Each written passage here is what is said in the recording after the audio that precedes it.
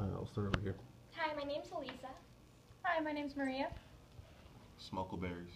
My name is Diley. I'm David. And my name's Dan, and today I'll be talking to you a little bit about a form of speech I have.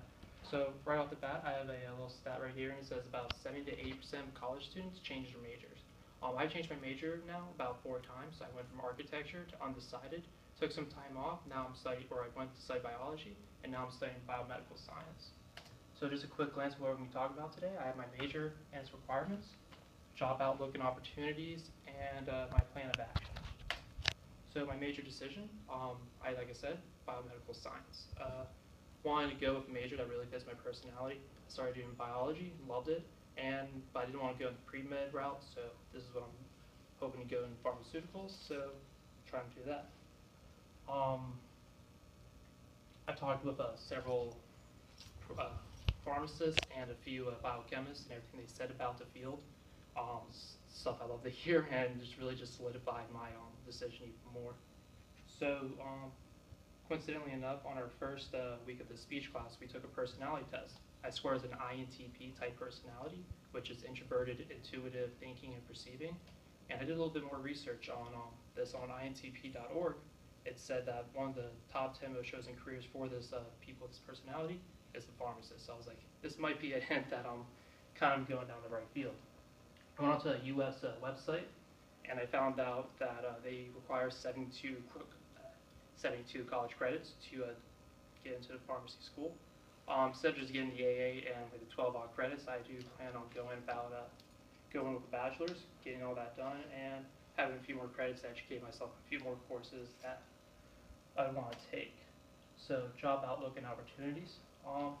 If someone graduates with a PharmD, there's a couple different routes you can go on. You have retail pharmacy, clinical pharmacy, research, and then you also have like specialized fields, such as like people working with like chemotherapy and specific medications for specific diagnoses.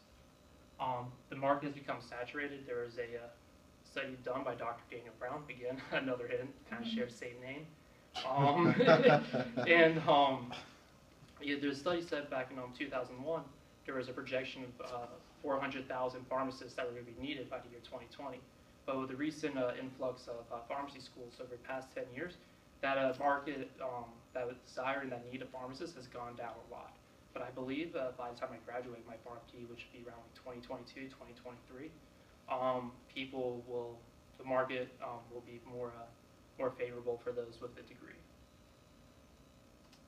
My plan for action is working on my degrees, and that's like first getting my associates, then going with my bachelor's, and then going with my PharmD. Education is an investment. I found on debt.org that about 60% of students do graduate with student debt, and so I'm trying to minimize the amount of student debt that I'm about to take, because I found another post on HuffingtonPost.com, and it said the average pharmacist graduate has about $120,000 worth of student debt. So that's quite a big number there. So I'm trying to take out scholarships and grants. Average scholarships and grants reward is about $5,700. I also found that on debt.org. So next, after I get my PharmD, I plan on getting a job. I'm planning on working with Walgreens still, as long as I can. Right now I'm a pharmacy technician, and that's how I've been able to meet several pharmacists. And from what I've heard, it's not uncommon while doing your rounds during pharmacy school at a retail environment. If you've already shown loyalty to a company that and you prove that you're competent during your rounds, that it's not really unusual for them to offer you a position there. And if all else fails, I do have a family friend that used to work for Pfizer. It's a large pharmaceutical industry, and he's still influential in the company. So I guess he can probably pull some strings and get me a job in there if that does happen. So just to go over what I've talked to you guys about today, I've talked about my major and some of the education requirements, the job outlook and opportunities, and my career plan. And I'll end this with a little quote from Malcolm X, and he says, "Education is the passport to the future. Tomorrow belongs to those prepared for it today." And I believe that with every test I take and every hour I spend studying, I'm only creating more opportunities for myself once I do graduate from school. Thank you.